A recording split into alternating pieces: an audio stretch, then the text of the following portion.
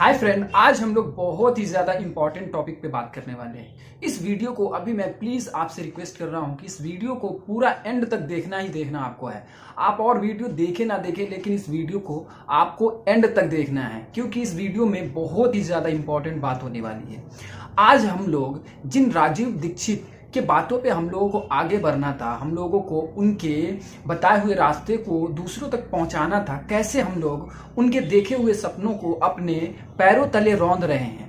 आज इस वीडियो में मैं उसका जीता जागता उदाहरण बताऊंगा। इसीलिए मैं आपको बोल रहा हूं, आपसे रिक्वेस्ट है कि इस वीडियो को पूरा एंड तक देखते रहिए। अब आते हैं टॉपिक पे। जितने भी फॉरएवर लिविंग प्रोडक्ट में लोग बिजनेस कर रहे हैं या काम कर रहे हैं, तो जैसे लोग उनसे क्वेश्चन कर रहे हैं कि ये तुफैल अहमद नाम का एक बंदा वीडियो बनाया है, इसके वीडियो को आप आंसर करें, इसके वीडियो का आप जवाब दें, तो मैक्सिमम लोग यही बोल रहे हैं कि उसे कंपनी धक्के मार कर निकाल दी है।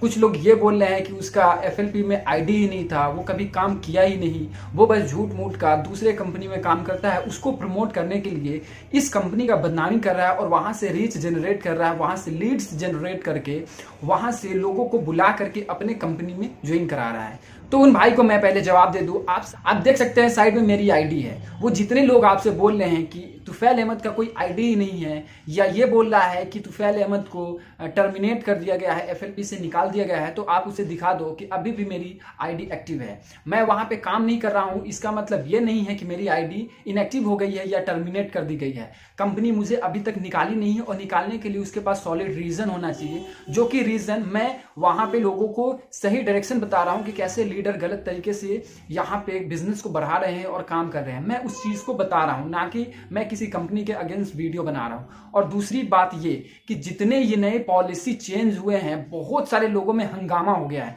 ऐसे मानो जैसे भूकंप आ गया है। सब लोग ऐसा बोल रहे हैं कि अब भूकंप आ गया, अब बिजनेस उड़ जाएगा, ये हो जाएगा, वो हो जाएगा, अब कोई दिक्कत ही नहीं आएगी, अब जितने लोग आएंगे वो ऐसे ही 50,000 1 लाख कमाएंगे। उनके लिए भी इस वीडियो में सॉलिड मैं जवाब दे रहा हूं कि आप भी इस वीडियो को ध्यान से देखो। अगर आप लोगों को ये बोलते हो कि इस पॉलिसी के चेंज होने से लोगों का बिजनेस अचानक से बूम कर जाएगा, तो ये वीडियो आपके लिए है। ये वीडियो आपको बहुत ध्यान से देखना है।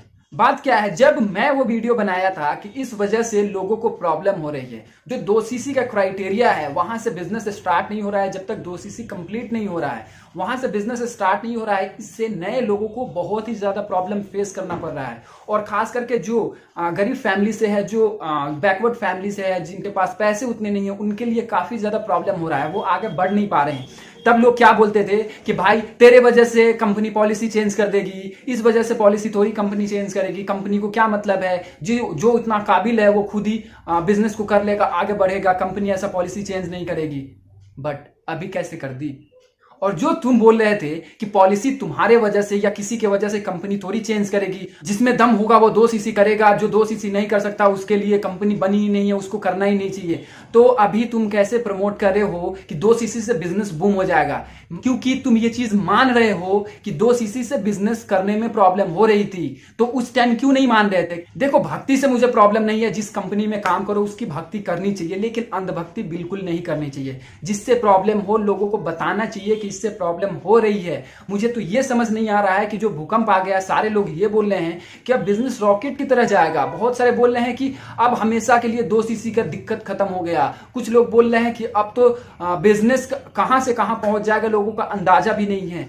तो भाई वही तो मैं बोल रहा था कि इसके वजह से बिजनेस में प्रॉब्लम आ रही है। और अब तुम भी ये बोल रहे हो, तो ये मान रहे हो ना कि 2 CC से पहले बिजनेस में प्रॉब्लम होती थी।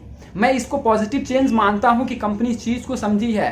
तुम लोग जैसे मोटिवेशन में काम करते हो, लोगों को अंधे बना देते हो और खुद अंधे होकर के काम करते हो। कंपनी ऐसा नहीं करती है। कंपनी हमेशा प्रॉफिट और लॉस को देखती है। इस चीज को समझना होगा। लोगों को क्यों नहीं ये बताते हो।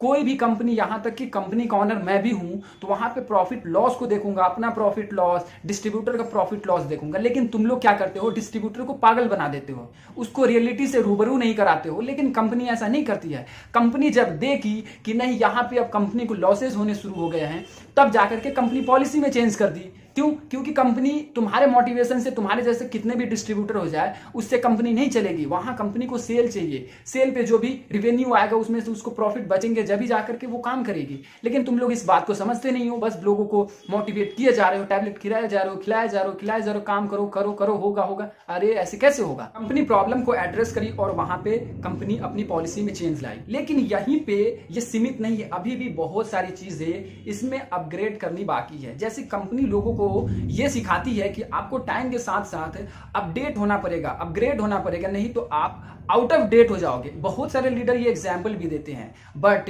लोग यहाँ पे लीडर अपग्रेड हो नहीं तो आउट ऑफ डेट हो जाएंगे। तो वहीं पे कंपनी भी अगर अपग्रेड नहीं होती है तो कंपनी भी वहां पे आउट ऑफ डेट हो जाएगी। तो कंपनी को भी अपग्रेड होना चाहिए। तो यहाँ पे पहला कदम उठाइए, बहुत अच्छी चीज है कि यहाँ पे कंपनी अपग्रेड करी है खुद को, लेकिन ये काफी नहीं है। बहुत ऐसी चीजें अभी भी कंपनी को अपग्रेड करनी बाकी है।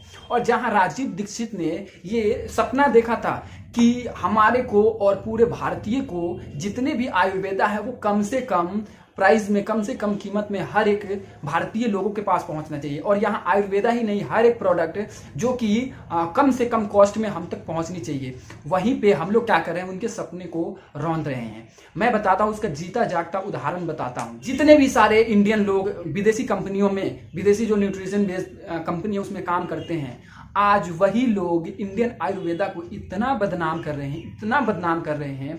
उनका ये मानना है कि इंडियन आयुर्वेदा में कोई दम ही नहीं है, वो बेकार है। लेकिन भाई आपको पता है पूरा वर्ल्ड, मैं एक कंट्री की नहीं बात कर रहा, पूरा वर्ल्ड इंडियन आयुर्वेदा का लोहा मानता है। पूरा वर्ल्ड ये मानता है कि इंडियन आयुर्वेदा सबसे ज्यादा पावरफुल है। लेकिन तुम लोग क्या, कुछ पैसे कमाने के चक्कर में, भाई हाँ बात सही है कि तुम उस कंपनी में काम करे, उस कंपनी को प्रमोट करो, लेकिन इंडियन आयुर्वेदा को बदनाम मत करो। राजीव दीक्षित पता है अपने जान को गवा दिए, अपने जान को गवा दिए इस चीज को बचाने में कि इंडियन स्वदेशी को अपग्रेड करो, स्वदेशी को लोगों तक पहुंचाओ। यहां तक कि हर एक बात पे वो आवाज उठाते थे जिसके वजह से उन्होंने अपनी जान गवा दी। और हम लोग क्या कर रहे हैं, उनके जान गंवाने की इस तरीके से सिला दे रहे हैं कि हम इंडियन आयुर्वेदा को ही नीचा दिखा रहे हैं। मैं ये थोड़ी बोल रहा हूं कि कंपनी को आप मत करो, लेकिन उस कंपनी को करते हुए इंडियन आयुर्वेदा को आप बदनाम मत करो।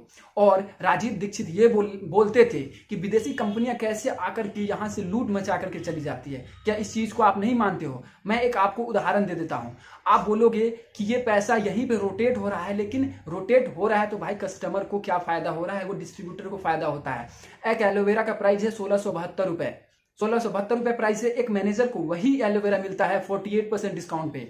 आप बताओ उसका प्राइस कितना हुआ? उसका प्राइस जो भी हुआ, अगर 850 900 भी हुआ, अब उसका मैन्युफैक्चरिंग कॉस्ट निकालो, क्योंकि कंपनी का उस पर ट्रैवलिंग कॉस्ट है, कस्टम कॉस्ट है, मैन्युफैक्चरिंग कॉस्ट है, यहाँ पे ऑफिसेज लगाई है, इंप्लॉय कॉस्ट है, बहुत सारी कॉस्ट उस पर इंक्लूड है। तो कहीं ना कहीं उसका प्राइस और भी ज्यादा डाउन होगा। तो जब उसका प्राइस डाउन है, अगर वो 900 में मिल रहा है तो उससे कोई प्रॉब्लम नहीं है। लेकिन एक कस्टमर को 1672 में प्राइस मिल रहा है, क्या ये लूट नहीं हो रही है? अगर लूट, इस चीज को आप लूट नहीं मानते हो, आप मानते हो कि ये पैसे रोटेट हो रहे हैं, अलग अलग डिस्ट्रीब्यूटर के पास जा रहे हैं, तो भाई उससे कस्टमर को क्या बेनिफिट है? ये तो ट्रेडिशनल बिजनेस से भी वाहियात हो गया ना।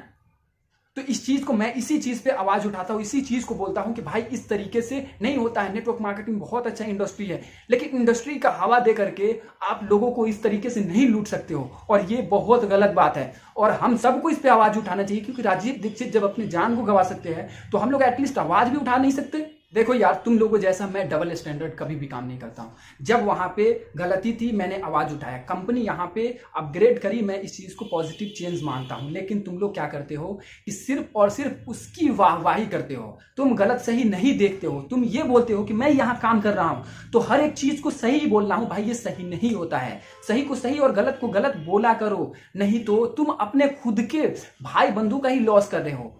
तो ऐसे अंधभक्ति मत किया करो। और भी बहुत सारे चेंजेस है, उसके लिए आवाज तो एटलीस्ट उठाओ कि हाँ ऐसा करो। यहाँ पे इस तरीके से आयुर्वेदा को इतना महंगा करके आप सेल आउट करोगे तो कैसे होगा?